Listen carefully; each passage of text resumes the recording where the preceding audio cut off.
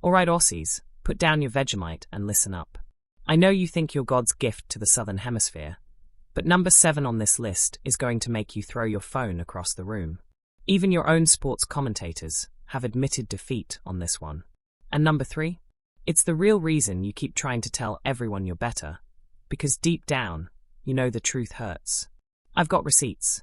I've got stats. And I've got facts that are going to absolutely obliterate the Australia is the best narrative. Let's dive in. We're kicking off at number 10, and I can already hear Melbourne typing furiously in the comments. New Zealand's coffee culture is objectively superior. And before you rage quit, hear me out. The flat white origin story. Yes, I know Melbourne claims they invented the flat white. But here's the historical record. Wellington cafes were serving flat whites in the 1980s, while Australia was still dumping instant coffee into boiling water. The actual documented evidence points to Auckland and Wellington as the birthplace, not Melbourne. The championship numbers. But let's talk about what really matters. Who's winning the World Barista Championships? Now, I'll give credit where it's due. Australia's Jack Simpson just won the 2025 World Barista Championship in Milan. That's one Australian win in recent years. Impressive. But here's what really separates New Zealand from Australia. Consistency of quality across the board. Wellington has more cafes per capita than New York City. You can walk into virtually any cafe in Auckland, Wellington, or Christchurch and get a properly made flat white. The standard is ridiculously high everywhere. In Australia? Sure, Melbourne's inner-city cafes are world-class. But try getting a decent coffee in suburban Sydney or regional Queensland. It's a lottery. New Zealand's average cafe quality absolutely smokes Australia's average. The cultural difference. And here's the kicker. Kiwis don't make coffee culture their entire personality. Aussies act like inventing the flat white, which you didn't, makes you coffee royalty. Meanwhile, New Zealand just quietly serves better coffee and moves on with their day. But honestly, this coffee thing is nothing compared to what's coming. Keep watching. Number 9 is where things get interesting, and it's going to make you question why you're grinding 70-hour weeks in a Sydney high-rise just to afford rent. The quality of life factor. New Zealand consistently ranks in the global top 10 for work-life balance.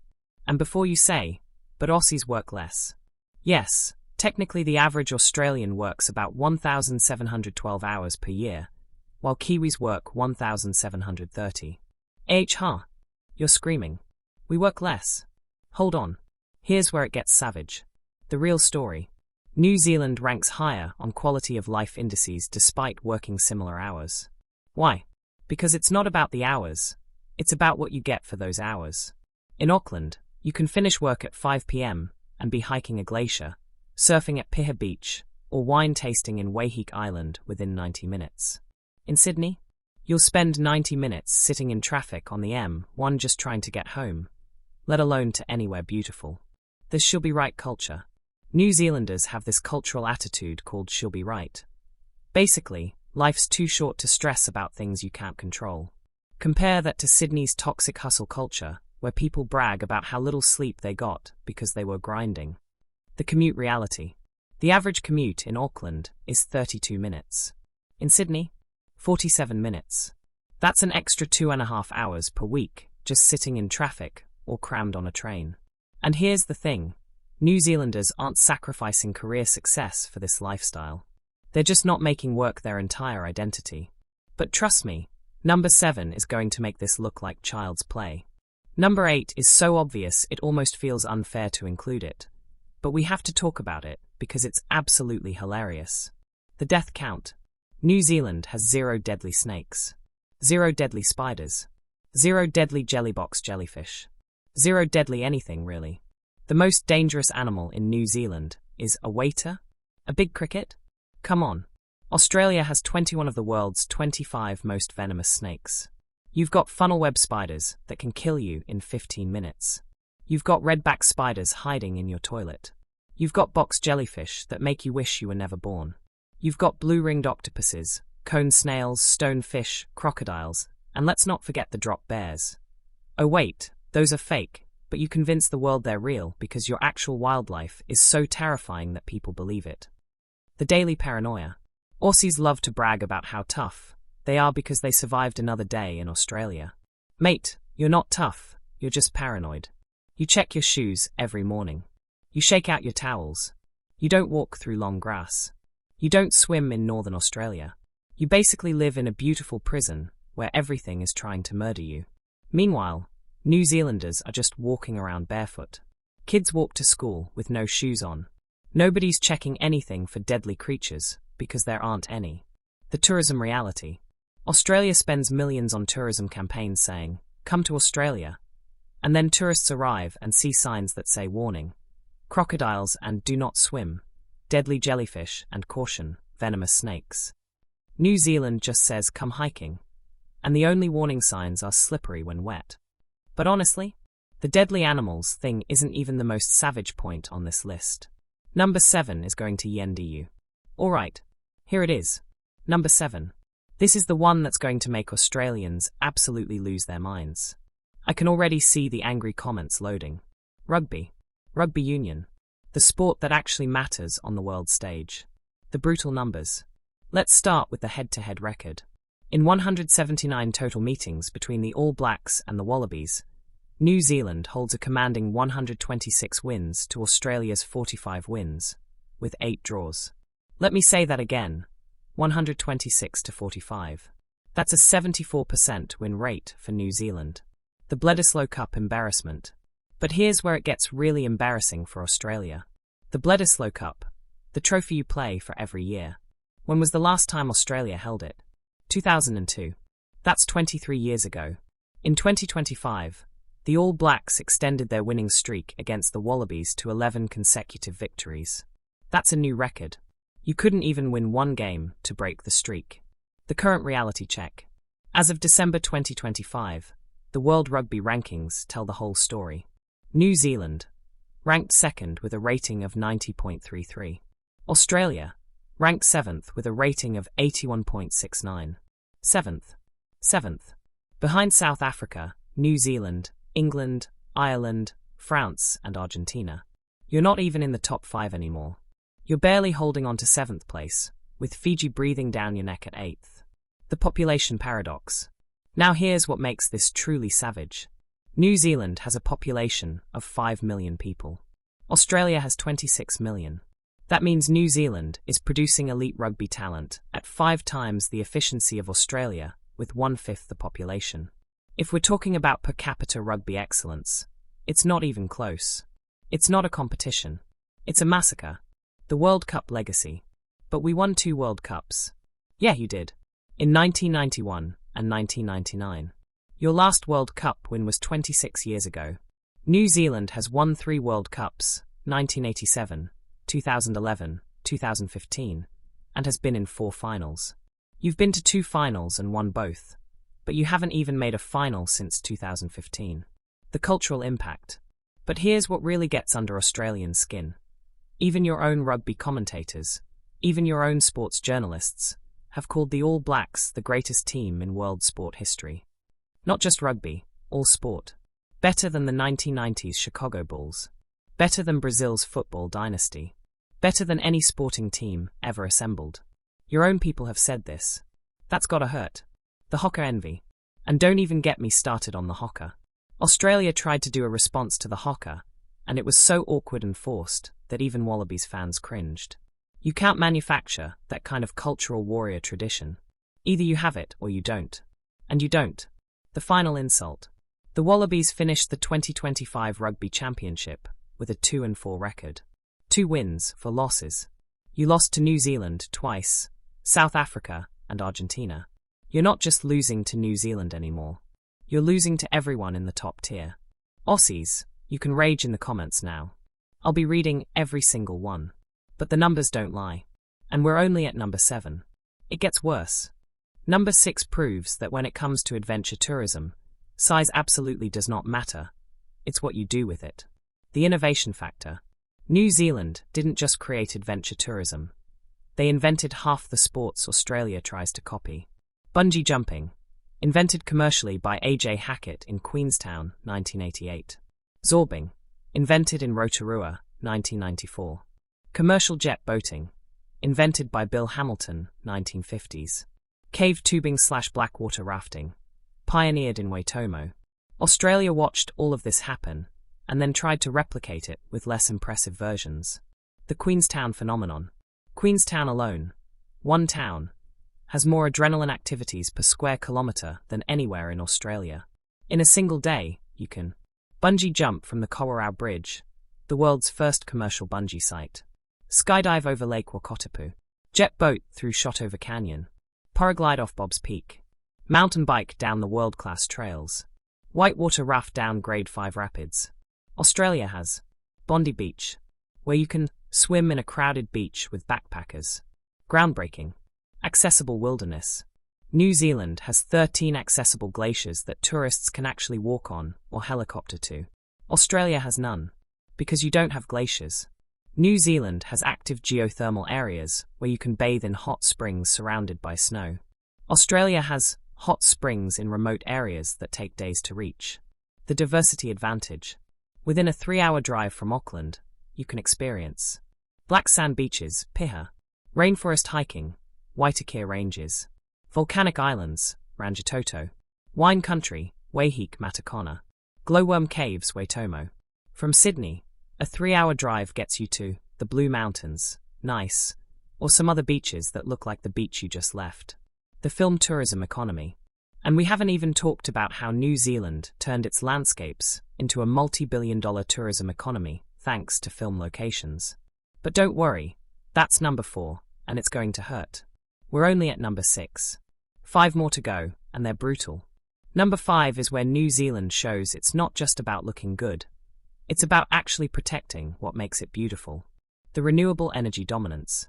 As of 2025, 85.5% of New Zealand's electricity comes from renewable sources. That's hydro, geothermal, wind, and solar. Australia? About 40% renewable. And your government is still opening new coal mines while claiming to care about climate change. The reality check. While Australian politicians were literally bringing lumps of coal into Parliament to defend the coal industry, New Zealand was building more wind farms and geothermal plants. New Zealand runs on roughly 80 to 85% renewable electricity year-round. You can breathe the air in downtown Wellington without chewing it. Can you say that about Western Sydney during bushfire season? The predator-free vision. New Zealand has committed to being predator-free by 2050, meaning eliminating introduced predators, rats, stoats, possums, to protect native birds. This is insane ambition. It's never been done at a national scale. And New Zealand is actually making progress with hundreds of community-led predator trapping projects. Australia? You're still debating whether to cull feral cats. Meanwhile, they're driving native species extinct at one of the highest rates in the world. The plastic ban reality. New Zealand banned single-use plastic bags nationwide in 2019. By 2023, most single-use plastics were phased out. Australia? Still arguing about it state by state, with some states refusing to implement bans because of economic concerns. The conservation investment. 30% of New Zealand's total land area is protected in national parks and reserves. It's actually illegal to disturb certain native birds. People have been prosecuted for it. Australia is letting mining companies destroy indigenous sacred sites for iron ore. You literally blew up Juukan Gorge, a 46,000-year-old Aboriginal heritage site, for mining access. The Great Barrier Reef shame. And let's talk about the elephant in the room, the Great Barrier Reef. Your government's official stance is that it's fine, while scientists are literally publishing papers titled, "The Great Barrier Reef is dying."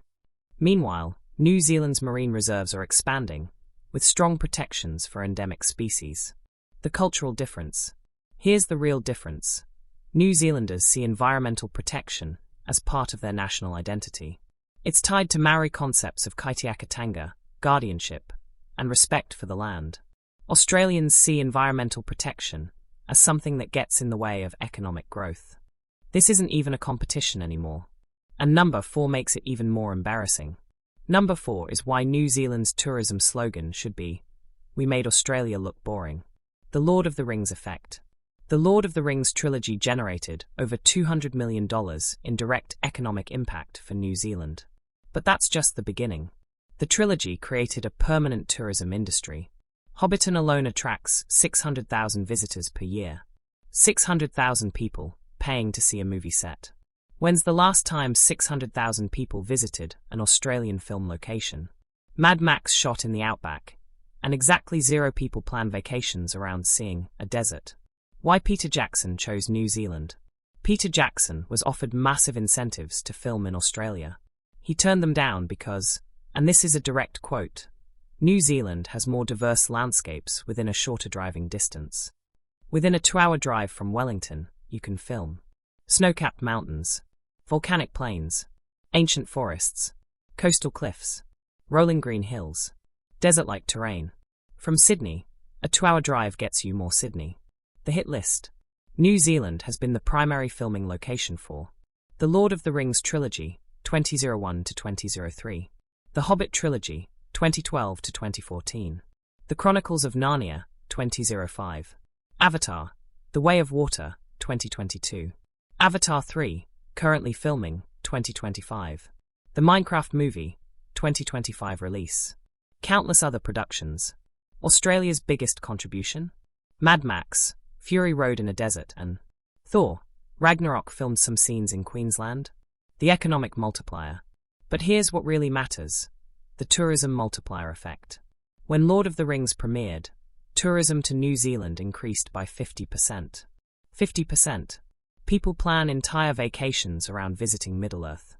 They spend thousands of dollars to see filming locations, stay in New Zealand accommodations, eat at New Zealand restaurants, and buy New Zealand souvenirs. Australia turned Uluru into a tourist attraction, and then banned people from climbing it. New Zealand turned Hobbiton into a billion-dollar ongoing attraction that employs hundreds of locals. The production infrastructure. New Zealand built Weta Workshop and Weta Digital, 2 of the world's most advanced visual effects and props studios. They won multiple Academy Awards. They're the gold standard for film production. Australia has Sydney Film Studios that mostly produce Australian TV shows nobody outside Australia watches. The government support. New Zealand's government offers film production rebates up to 40% because they understand the economic value. They roll out the red carpet for productions. Australia offers incentives too, but then you have to deal with Australian labour laws, higher costs, and less diverse geography. Hollywood votes with its dollars, and they keep choosing New Zealand. 2 more devastating points to go. Number 3 is the real reason Australians get defensive whenever anyone praises New Zealand. Because deep down, you know it's true. The Global Peace Index reality. In the 2025 Global Peace Index, New Zealand ranks 3rd in the entire world for safety and peace. That's up 2 places from 2024. Australia? 18th. 18th. New Zealand is ranked 3rd globally behind only Iceland and Ireland for being the safest, most peaceful place to live on Earth. The brain drain reality check. Now, I'll be honest with you, and this is where the script needed fixing. Currently, in 2025, there is a net migration loss from New Zealand to Australia. About 30,000 Kiwis moved to Australia in 2024, the highest in over a decade.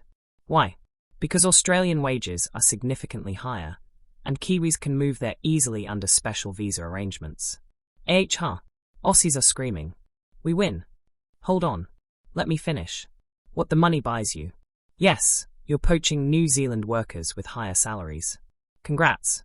But what are those workers buying with that extra money? Longer commutes. The average Sydney commute is 47 minutes. Auckland is 32. Higher stress. Australia ranks lower on happiness and life satisfaction indices. More crime. New Zealand's crime rate is lower, particularly violent crime. Less safety. New Zealand ranks 3rd globally for peace. Australia ranks 18th. More inequality. Australia's income inequality is higher than New Zealand's. You're paying people more to live in a more stressful, less safe environment with worse work-life balance. Congrats. The housing reality. Now, housing affordability is terrible in both countries. Let's be clear. But let's compare. Sydney median house price, 1.72 million AUD, 2025. Melbourne median house price, approximately 1.1 million AUD, 2025. Auckland median house price, 1.048 million NZD, approximates 650,000 USD, 2025. When adjusted for wages and costs, Auckland is still expensive, but you're buying into the third safest country on Earth, not the 18th. The peace of mind factor. New Zealand doesn't have youth crime crisis headlines every week. There's no culture of fear around walking alone at night in most cities. Kids still walk to school barefoot, yes really, in small towns. In Australian cities, you've got increasing reports of violent crime, gang activity, and social unrest. New Zealand's not perfect, no country is, but the quality of peace is measurably higher. The trust factor. Kiwis trust their neighbours. They trust their government, mostly. They trust that tomorrow will probably be okay. Australians? You're increasingly cynical, divided, and worried about the future. Your political discourse is toxic. Your media is Murdoch-owned fear-mongering. So yes, you're poaching workers with money. But you can't buy what New Zealand has, genuine peace and community. One more to go, and it's the most savage of all. Number 2 is why New Zealand is literally called the least corrupt country on Earth. The Corruption Perceptions Index. In the 2024 Corruption Perceptions Index, released February 2025 by Transparency International, New Zealand scored 83 out of 100, ranking 4th globally. That's behind only Denmark, 90, Finland, 88, and Singapore, 84. Australia? Scored 77, ranked 10th. Now, 10th place is actually pretty good. Australia improved from 13th in recent years. Credit where it's due. But here's the key difference. New Zealand has consistently been in the top 4 for 2 decades. Australia bounces between 10th and 14th, depending on which scandal just broke. The transparency reality. New Zealand's government literally live streams parliament sessions. All government expenses are public. When a politician claims taxpayer money inappropriately, it becomes a national scandal, and they usually resign. In Australia, politicians claim taxpayer money for personal holidays, get caught, issue a half-hearted apology, and keep their jobs. Barnaby Joyce. Bronwyn Bishop. The list goes on. The historic example. When Jacinda Ardern was Prime Minister during COVID, 2020 to 2023, she voluntarily took a 20% pay cut in solidarity with New Zealanders struggling economically. When was the last time an Australian Prime Minister voluntarily reduced their own salary? Oh wait, the system itself. New Zealand uses MMP, mixed member proportional, voting, which creates a more representative democracy and reduces corruption because smaller parties can hold larger parties accountable. Australia still uses preferential voting with 2 dominant parties that basically trade power back and forth while maintaining cozy relationships with mining companies and media moguls. The cultural standard. In New Zealand, corruption scandals yendi political careers. In Australia, corruption scandals are just Tuesday. New Zealanders expect their politicians to be humble, transparent, and accountable. Australians have just given up expecting that. The mining and media problem. Australia's political system is heavily influenced by mining companies, who fund campaigns, and News Corp, who controls public opinion. New Zealand doesn't have those same entrenched power structures. Yes, there are lobbyists and corporate interests, but the level of influence is dramatically lower. The public trust. Kiwis actually trust their government to generally do the right thing. Not blindly. There's healthy skepticism, but there's baseline trust. Australians assume their government is corrupt and lying until proven otherwise. That's not a healthy democracy. That's cynicism born from experience. And now the final, most savage point. And finally, number 1. The most savage, brutal, undeniable truth that Australians absolutely hate to acknowledge. New Zealand made your best talent. The actor heist. Let's start with Russell Crowe. The man Australians claim as their greatest actor? Born in Wellington, New Zealand. Raised in Sydney, yes, but fundamentally Kiwi. He became Australian for career convenience, and because Australia has a bigger film industry. But Russell Crowe himself has said in interviews, "I'm a New Zealander who works in Australia." Even he won't fully claim Australia. The full list. Let's go through the receipts. Russell Crowe, born Wellington, New Zealand. Sam Neill, born Northern Ireland, raised in New Zealand, identifies as Kiwi. Taika Waititi, born and raised Auckland, New Zealand. Carl Urban, born Wellington, New Zealand. Jermaine Clement, born New Zealand. Brett McKenzie, born New Zealand, both from Flight of the Conchords. Cliff Curtis, born New Zealand. Temuera Morrison, born New Zealand. Lucy Lawless, born New Zealand. Anna Paquin, born Canada, raised New Zealand, identifies as Kiwi. Lord, musician born Auckland. Kimbra, musician born Hamilton. The per capita domination.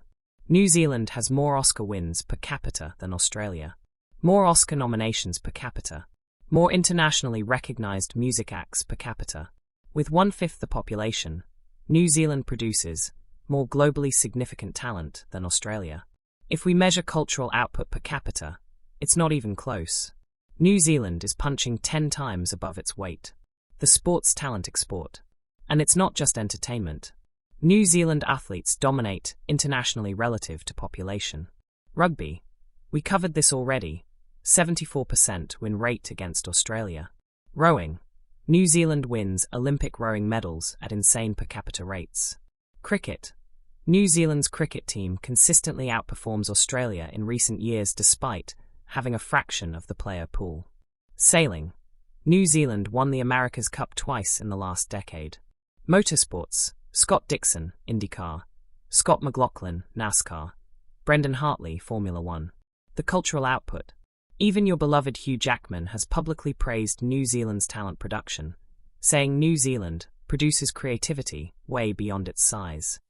Peter Jackson won 11 Academy Awards for Lord of the Rings. Australian directors have won significantly fewer. The Exodus pattern. Here's the pattern. New Zealand produces world-class talent. That talent moves to Australia, or LA, because the markets are bigger. Australia claims them as Australian. It's cultural appropriation, but for talent. The final truth. You didn't just lose the culture war. You're importing your culture from New Zealand. New Zealand is the Silicon Valley of the South Pacific, exporting ideas, talent, and innovation that Australia then markets as its own. Game. Set. Match. So there you have it. 10 things New Zealand absolutely dominates Australia at. And Aussies, I know you're furious right now. Especially about number 7. It's always the rugby one that really stings. The acknowledgement. But here's the thing, and I need to be honest, both countries are incredible. This is just friendly trans-Tasman banter. The rivalry between Australia and New Zealand is like siblings arguing about who's the favourite. You fight constantly, but if someone else talks trash, you defend each other. Australians and New Zealanders have fought together in wars. We share Anzac Day. We have free movement between countries. We're family. But, New Zealand is better. The stats don't lie. The rankings don't lie. The rugby scores definitely don't lie. The comment challenge. So here's what I want from you. Drop in the comments which fact hurt the most. I'm betting it's one of these 3. The rugby domination, 74% win rate, 23 years without the Bledisloe Cup. The corruption and transparency gap. The fact that we made Russell Crowe. And Kiwis? Share this with your Aussie mates just to watch their heads explode. Tag them in the comments. Send it to your WhatsApp groups. Make them watch it. Now, I know what you're thinking. What about the things Australia does better? And yeah, there are some. Next week's video. 10 things Australia does better than New Zealand. And trust me, it's a much shorter list. But there are legitimate points. Beach culture, for one. Your beaches are better. I'll give you that. Just to recap the most brutal numbers. Rugby head-to-head, 126-45, New Zealand. Bledisloe Cup drought, 23 years, Australia. Global Peace Index, 3rd NZ versus 18th Australia. Renewable energy, 85% NZ versus 40% Australia. Corruption ranking, 4th NZ versus 10th Australia. World Rugby ranking, 2nd NZ versus 7th Australia. The receipts are in. The verdict is clear. Subscribe if you want more international roasts. Hit the bell so you don't miss next week's video where I give Australia its due credit for the few things they actually do better. Drop your angriest comments below. I'm reading every single one. And remember, it's all love. Mostly. See you legends next time.